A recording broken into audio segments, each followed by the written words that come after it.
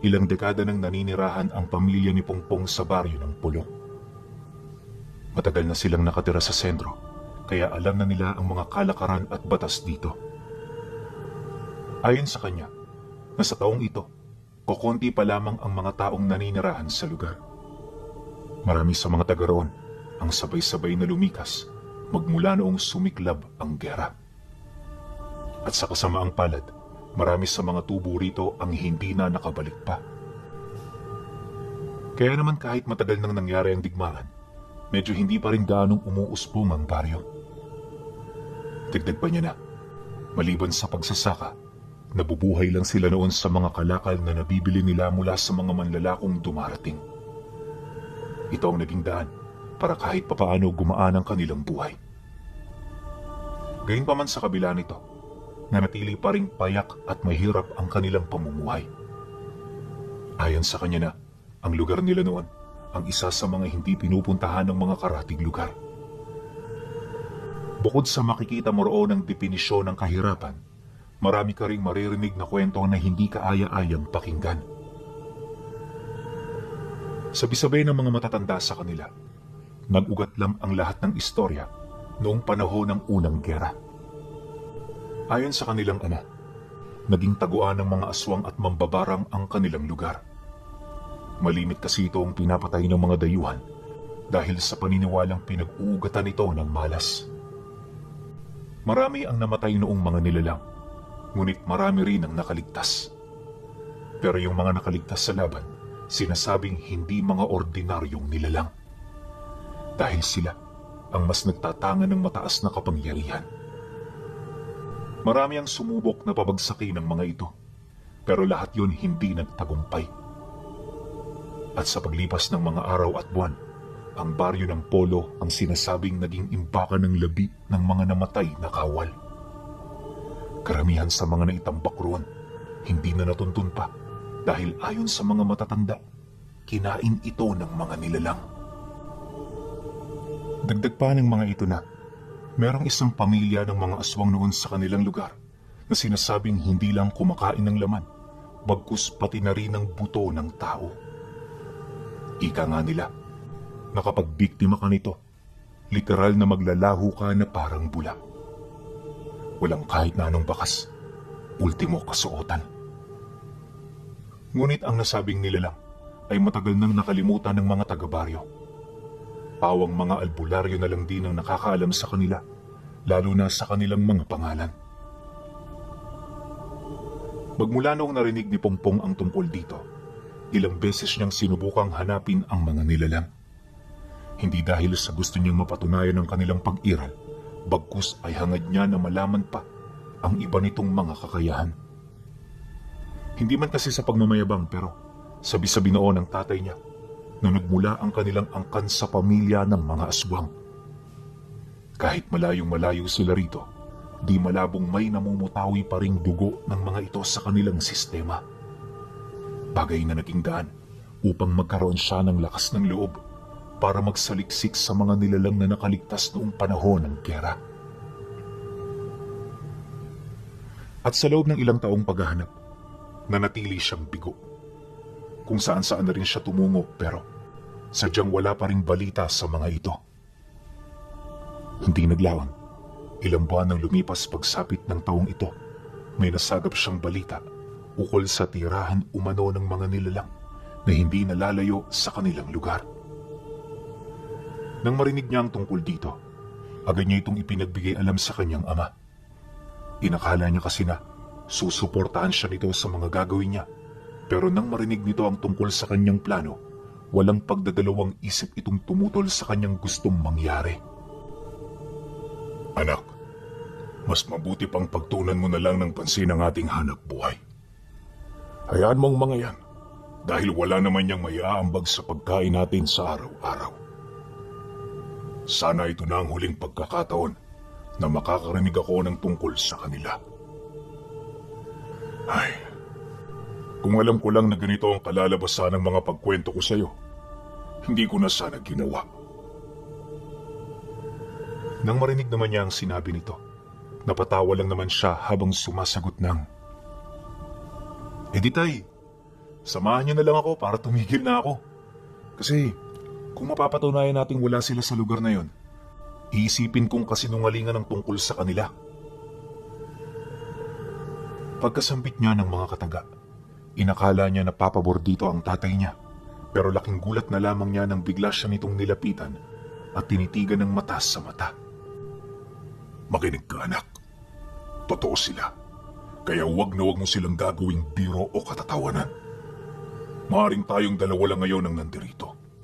Pero sinasabi ko sa iyo, maraming tenga ang nakikinig sa mga sinasabi mo. Mag-iingat ka dahil wala kang ideya sa puot na maaaring maibigay ng mga salita sa kanila. Dahil sa sinabi nito, doon na siya tuluyang tumahimik. Sa puntong yun kasi, ramdam niya ang pagiging seryoso ng tatay niya. Aminado rin siyang hindi ito nagbibiro, kaya walang rason na ipagpatuloy niya ang kanyang mga ginagawa. Pagkatapos ng kanilang pag-uusap, saka pa lamang sila gumawa ng mga gawaing bahay. At dahil sa kanyang mga narinig, tila bang nawalan siya ng gana na makipag-usap sa kanyang mga kapatid. Yung isipan niya kasi noon, napakalayo ng nilakbay, buhat sa mga katagang binitawan ng kanyang ama. At sa paglipas ng mga araw, habang abala sila sa kanilang mga ginagawa, nagpasya ang kanyang ama na samahan siya. Alam kasi nito na hindi siya titigil hanggat hindi niya nasasagot ang mga katanungan sa kanyang isipan. Kaya naman nung marinig niya ang naging desisyon nito, naglaho ang kaba at saya sa puso niya. Matapos nilang magkasundo, dito inilahad ng kanyang ama ang araw ng kanilang pag-alis. Patapusin lang natin ang kapasan, tsaka tayo lumakad. Sa ngayon, pagtuunan mo na muna ng pansin ang trabaho para marami tayong maiiwan sa ating bahay. Maliwanag ba yun, Pongpong? Nang marinig niya ang tungkol dito, agad siyang tumango hudyat ng kanyang pagsang-ayon. At magmula sa araw na yon, naging abala silang mag-ama sa kanilang mga ginagawa. Hindi naging madali ang paggapas nila, gawa ng may mga pagkakataong umuula ng panaka-naka. Mabuti na lang kahit papaano, medyo marami-rami din naman silang naaani. Yung sobra rito, ipinagpalit nila ng kalakal mula sa mga manlalakong napapadpad sa lugar nila. At matapos ang mahaba-habang trabaho, dito na sila nagsimulang maghanda para sa gagawin nilang lakad patungo sa lugar ng tapukan. Isang liblib na baryo ang pakay nila sa lugar. Ayon sa kanyang ama, nagpapakita lamang tuwing hapon ng kabilugan ng buwan. Kokonting tao lang din ang nakakaalam ng tungkol dito dahil ang detalye sa nasabing baryo inililihim umano ng mga taong may alam sa lihim na aral. Hindi nila ito ginagawa para itago ang lugar, bagkus ginagawa nila ito para mailigtas ang mga taong magkaroon ng interes na pumunta rito. Nabanggit din ng tatay niya na isa ito sa mga maswerteng tao na nakakaalam ukol sa lugar na yon. Tinatawag nila yung Baryo Pikit dahil sa mga estatwang makikita mo sa labas nito na merong mga piring o tila bang nakapikit. Matatagpuan din yon sa liblib na bahagi ng tapukan, ilang kilometro ang layo mula sa baryo. Dagdag pa ng tatay niya, hindi biro ang daan patungo rito dahil para marating mo ito, kinakailangan na gumawa ka ng sarili mong daan. Dapat wala kang pagdududa sa iyong tinatahak dahil kapag makaramdam ka ng kahit katiting nito, kailan may hindi mo na makikita ang baryo. Matapos naman yung mailahad ng kanyang ama, wala siyang naisagot. Aminado si Pongpong na yon ang unang pagkakataon na marinig niya ang tungkol sa kwentong yon.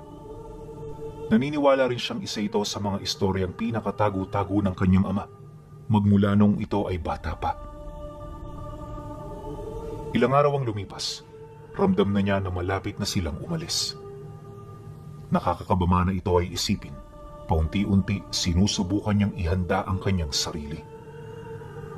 At sa pagsapit ng kabilugan ng buwan, dapit hapon sila lumuwas sa kanilang lugar. Marami nagtaka sa biglaan nilang paglalakbay, pero walang kahit ni isang nakatanggap ng paliwanag mula sa tatay niya. Ayon dito, Hindi nila kailangan magpaliwanag sa mga kritiko. Dahil kahit anong gawin nila, maghahanap lang ito ng pagkakamali sa kanilang mga ginagawa. Mariin din itong inilahad na masisira lang nito ang desisyon ng kanilang plano. Kaya mas mainam na hayaan na lamang nila ang mga ito dahil sa bandang huli, wala ring magagawa ang mga masasamang salita ukol sa kanila. At sa pagpapatuloy ng kanilang pag-usad, naging maayos naman ang lahat. Bagaman dumidilim na ang paligid, hindi nila ito alintana dahil sa iyo ng kagustuhang mangyari ng tatay niya. Ayon sa kanyang ama, na mas mapapadali ang lakad nila kapag gabi sila umusad. At kapag maliwanag din ang buwan, hindi sila mahihirapang mahanap ang baryo dahil sa mga nilalang na makakasabayan nila patungo sa lugar na yon. Dagdag pa nito na, malimit sa mga nilalang ay mga nasa panig ng kaliwa, kaya para hindi ito maghinala sa kanila, may ibinigay ito sa kanyang kakaibang bato. Ayon sa kanya, napakalagkit ng batong yan, tapos naglalabas ito ng kakaibang amoy. Nang makuha niya ito, inutusan siya ng tatay niya na ilagay ito sa dila niya at huwag lulunukin. Isa umano yung lason, ngunit nagsisilbi itong pangkubli upang malaman ng mga nilalang na sila'y mga ordinaryong tao. Dahil sa sinabi nito, agad naman niya yung ginawa at halos buong magdamag itong nanatili sa kanyang dila, kaya habang umuusad, medyo hindi siya komportable sa kalagayan niya. Ilang minuto bago sumapit ang hating gabi, nawala ang ganun niyang pakiramdam nang makasilay siya ng mga nilalang na sama-samang naglalakad sa isang masukal na parte ng gubat. Meron namang mga anyong tao sa mga ito, ngunit karamihan sa kanila kakaiba talaga ang itsura. Bukod sa mga wangis hayop, may mga nilalang din doong nilikha sa mga elemento. Dagdag pa niya na, marami sa mga ito ang may daladalang labi ng tao na animoy hinukay nila sa sementeryo. Kaya kung kanina yung bato lang na nasa dila niya ang iniisip niya, sa puntong yun napakarami na ng katanungang tumatakbo sa kanyang isipan. Halos 1.5 oras silang nakisama sa mga nilalang bago nila narating ang baryo ng Pikit. Akala niya maraming naninirahan doon, pero pagpasok nila sa bukana nito, napansin niya na parang patay na ang mismong baryo. Maraming mga lumang bahay ang nakatirik sa paligid, ngunit walang kahit isang pamilya ang nakatira. Pili lang din ang tahanang may naninirahan, kaya nang mapansin niya ito, medyo nag-alala siya. Sa isip-isip niya, hindi malabong lumayas na sa baryo ang kakilala nito, kaya kung hindi nila yun matatagpuan, baliwala lang ang kanilang pagpunta. Naging palaisipan din para sa kanya kung papaano makakalabas ng baryo tuwing sumasapit na ang umaga. Ilang minuto pa ang lumipas. Awa ng Diyos, narating nila ang pamamahay na hinahanap nito. Pagpasok nila sa pinto, agad silang sinalubong ng matabang lalaki na dali-daling yumakap sa tatay niya. Labis niya itong ikinagulat pero alam niya sa kanyang sarili na kapamilya nila ito. Pagpasok nila sa loob ng bahay, dito niya na nasilayan ang iba pa nilang mga kadugo. Maliliit lang ang bahay na yon pero napakarami ng mga nakatira rito. Matapos naman ang masayang pag-uusap, dito na nagtanong ang kanilang mga kadugo ukol sa kanilang ipinunta.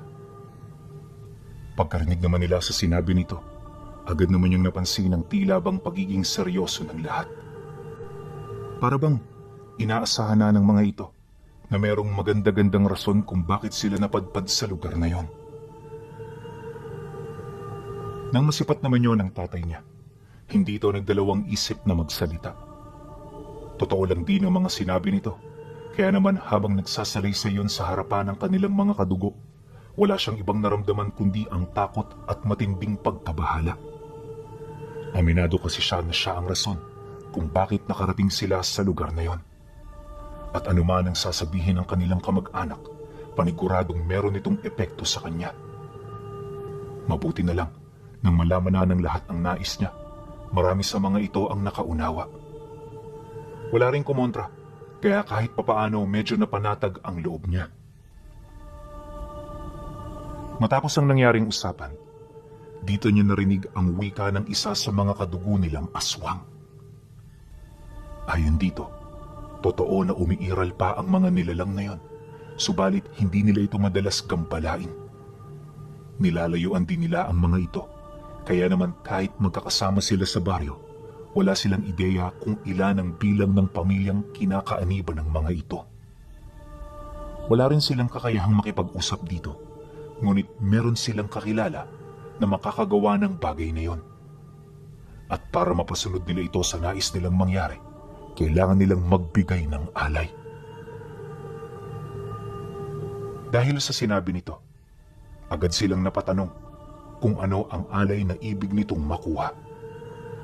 Nang marinig naman yun ng matabang lalaki, lumapit yun sa tatay niya sabay wika rito ng, "E di ano pa ba? Siyempre, karne ng tao. Yan ang pinakamahalaga sa amin dito.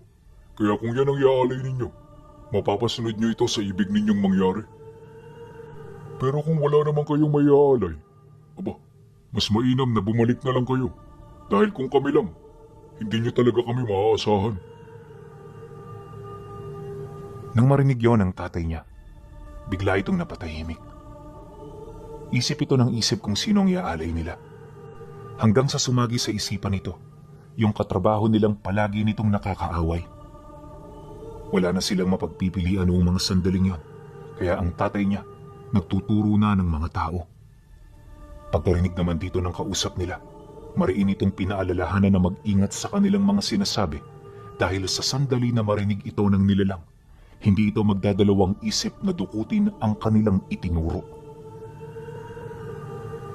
Matapos naman itong makapagsalita, agad na sila nitong sinama patungo sa tirahan ng aswang na may kakayahan umanong makipag-usap sa mga nilalang na kanilang ipinunta. Ilang minuto lang ang lumipas, nadatna nila ang pamamahay nito na nasa gilid ng maliit na sapa. Barong-barong lang din ang bahay, kaya kung titingnan masasabi mong lumaki sa kahirapan ang nilalang na nakatira sa lugar na yon. Ngunit nang mabuksan na ang pinto, bumungad sa kanila ang isang lalaki na halos kaedad lang ng tatay niya. Medyo may katangkaran din ito, tapos bato-bato ang katawan nitong puno ng pilat. Sa unang tingin pa lang, alam na ni Pongpong na hindi basta-basta ang taong yon. Pagtitig nito sa tatay niya, di ito nagdalawang isip na magtanong.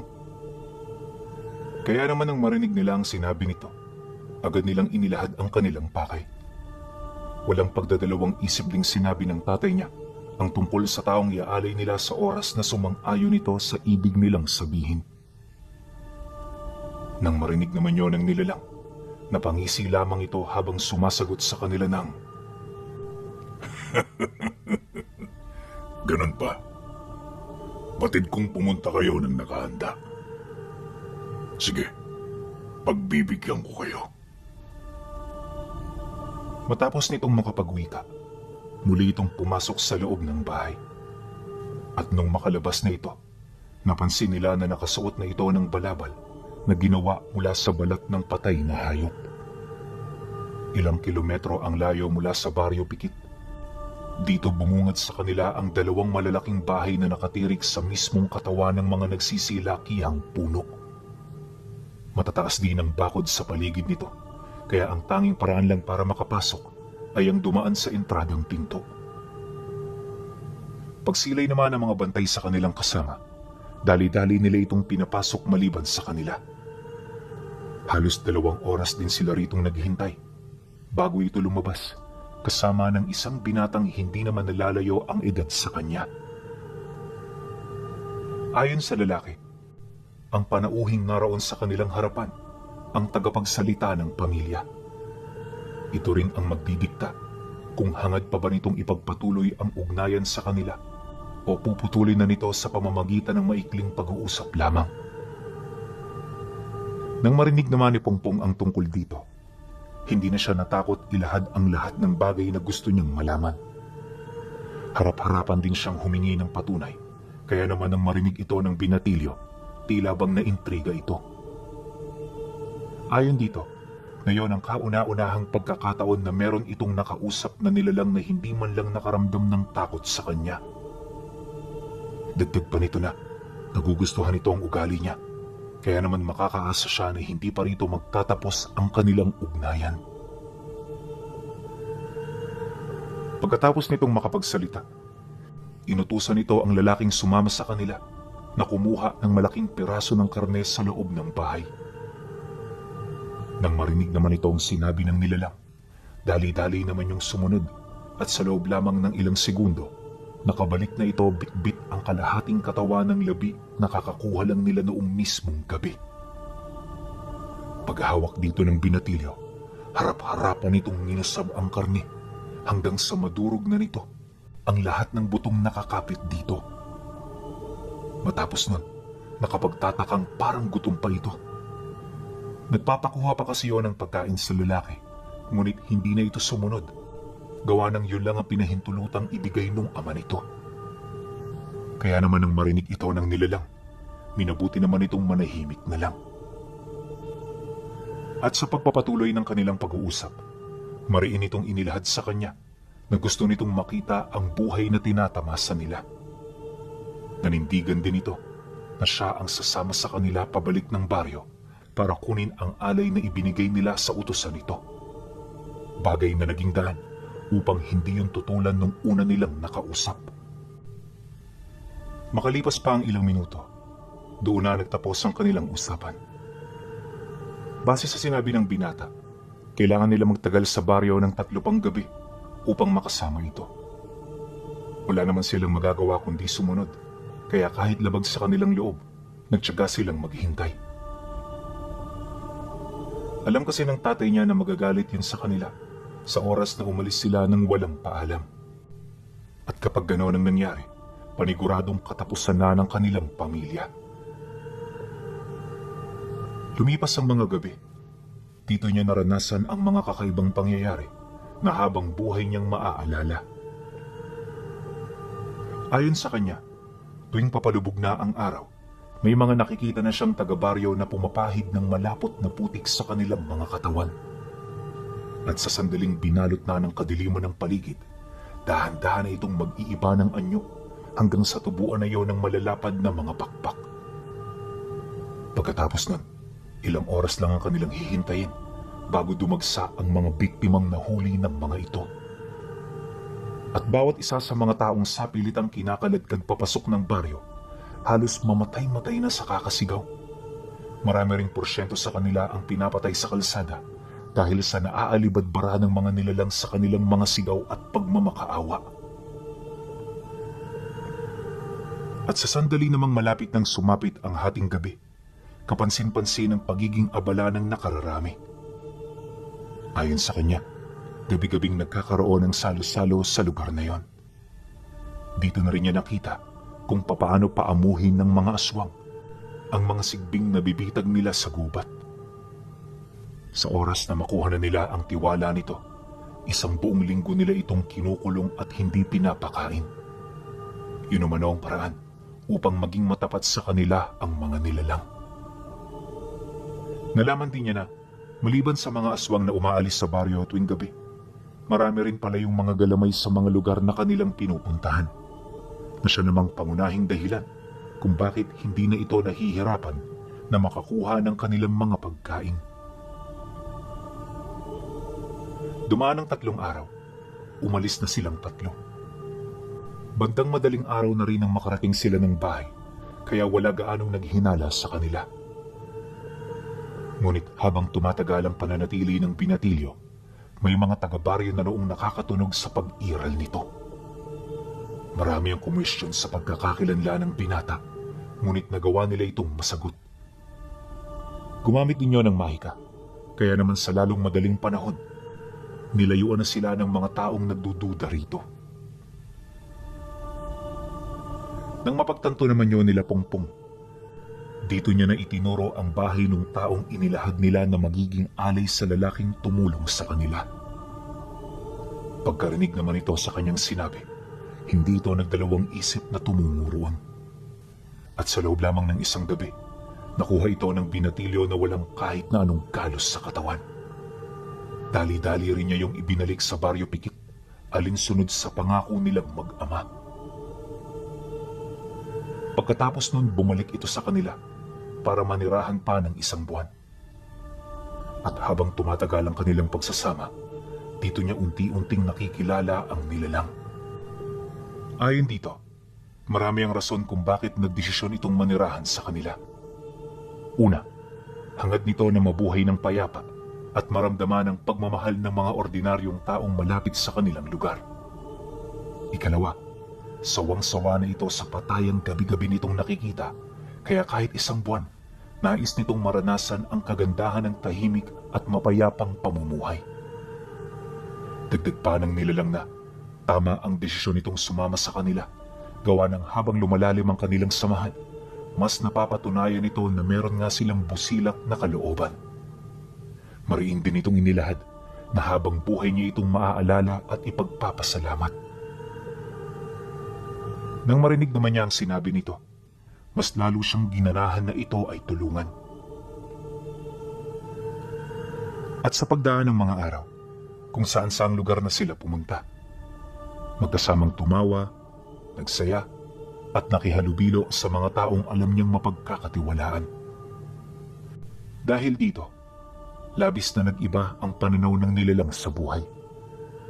Hanggang sa nagkaroon ng hindi inaasahang problema ang pamilya niya. Isang hapon, habang naglalakad sa baryo, bigla siyang nakarinig ng sigaw mula sa kanyang mga kapatid na tumatakbo papalapit. Pagdating nito sa harapan niya, walang kaabog-abog nitong inilahad ang tungkol sa gulong nangyayari sa sinasakahan nilang lupa. Nag-away umano ang tatay niyatang may-ari nito dahil sa pangingialam nito sa mga kahon ng palay na matagal na nilang pagmamay-ari at sinasakahan. Ayon sa may-ari ng katabing lupa, parte pa rin yun ng kanilang ari-arian, kaya wala sila ritong karapatan. At sa sobrang galit nito, pinagsisisira nito ang kanilang mga pananim, kaya naman yung tatay niya hindi na rin nakapagtimpi pa. Nagpang-abot ang dalawa, dahilan para kumampi na ang iba pa nitong mga kapamilya. Halos natigil lang din ang gulo, noong pinagpapabaril na ng mga ito ang kanyang ama. Nang marinig naman niya ang tungkol dito, hindi siya nagdalawang isip na umuwi. Pagdating nila ng bahay, hindi niya na nahagilap ang kanilang padre de pamilya. Ayon sa nanay niya, pumunta ito sa Baryo Pikit para humingi ng tulong. Subalit nang marinig ito ng binatang kasama niya, mariin itong inilahad na hindi na yun kailangan. Pagsapit ng gabi, bumalik ito kasama ng mga kadugo nila sa baryo. Subalit di pa man sila nakakapasok, tumambad na sa kanila ang kaibigan niyang binata na kanina pang naghihintay.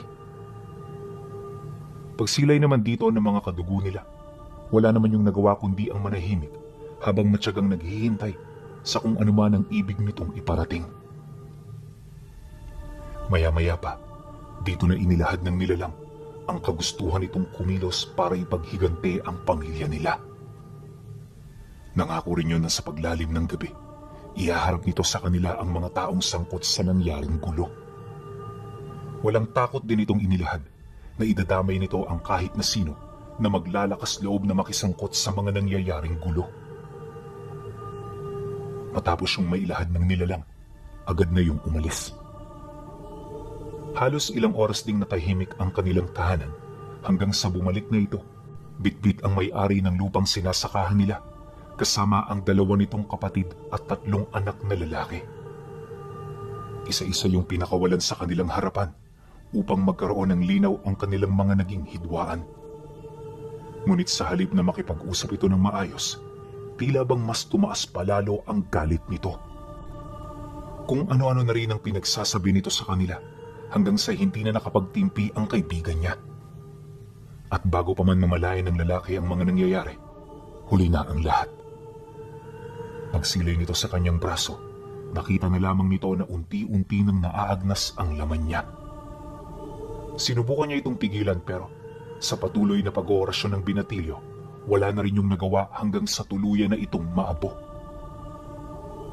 Matapos nun, Agad naman itong sinakmal ang ulo ng isa sa mga kapatid nito bago yun binalibag sa lupa.